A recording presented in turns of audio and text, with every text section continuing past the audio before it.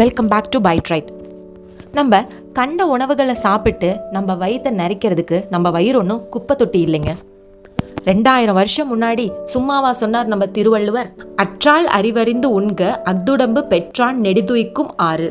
உண்ட உணவு செரித்ததையும் உண்ணும் உணவின் அளவையும் அறிந்து உண்பது நீண்ட நாள் வாழ்வதற்கு வழியாகும் அப்படிங்கிறது தான் இந்த திருக்குறளோட பொருள். இதை நம்ம பின்பற்றலைன்னா என்ன நடக்கும் அப்படிங்கிறதுக்கு இந்த சம்பவம் ஒரு உதாரணம். ரஷ்யாவை சேர்ந்த டிமிட்ரி நியூயான்சின் 30 வயதான ஃபிட்னஸ் ட்ரைனர். அவர் ஒரு இன்ஃப்ளூயன்சரும் கூட.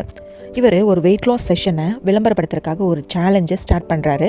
அதுக்கு முதல்ல இவர் தான் இருக்கிற சரியான எடையை அதிகமாக்கி அப்புறம் குறைச்சி காட்டுறது மூலமாக அவரோட வெயிட் லாஸ் ப்ரோக்ராமுக்கு அதிக வரவேற்பும் விளம்பரமும் கிடைக்கும்னு நினச்சாரு. முதல்ல வெயிட் கெயின் பண்ணுறதுக்காக கோல் செட் பண்ணுறாரு.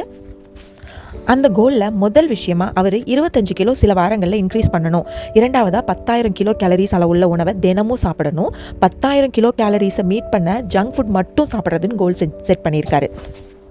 இந்த ஃபாஸ்ட் ஃபுட் சேலஞ்சில் அவர் காலையில் டிஃபனாக பேஸ்ட்ரீஸ் கேக்கையும், லஞ்சுக்கு மயனேஸுடன் டம்ப்ளிங்ஸையும், டின்னருக்கு பீஸா பர்கரையும், ஸ்நாக்ஸுக்கு சிப்ஸ் மாதிரியான கிறிஸ்பி உணவுகளையும் சாப்பிட்டு சில வாரங்களில் அவர் 13 கிலோவுக்கு மேலே உடல் எடையை அதிகரிச்சிருக்காரு. இப்படி தான் உடல் எடை அதிகரித்ததை வீடியோவாக போஸ்ட் பண்ணியும் போட்டிருக்காரு.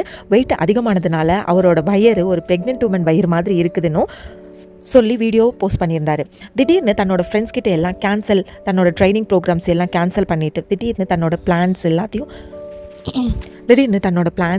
கேன்சல் பண்ணிவிட்டு தன்னோட ஃப்ரெண்ட்ஸ் கிட்ட உடம்பு சரியில்லை, நாளைக்கு டாக்டர் கிட்ட போகணும் அப்படின்னு சொல்லிட்டு ரெஸ்ட் எடுக்க போனவர் தூக்கத்திலேயே மாரடைப்பு ஏற்பட்டு இறந்துட்டார். இது அவரோட ஃபாலோவர்ஸ்கிடையே ரொம்ப பெரிய சோகத்தை ஏற்படுத்தியிருக்கு. ஒரு அன்ஹெல்தி வெயிட் கெயின் அப்படிங்கிறது இதயத்துக்கு எவ்வளோ அழுத்தத்தை ஏற்படுத்தியிருக்கணுங்கிறது இதிலிருந்து நம்மளால் புரிஞ்சுக்க முடியுது.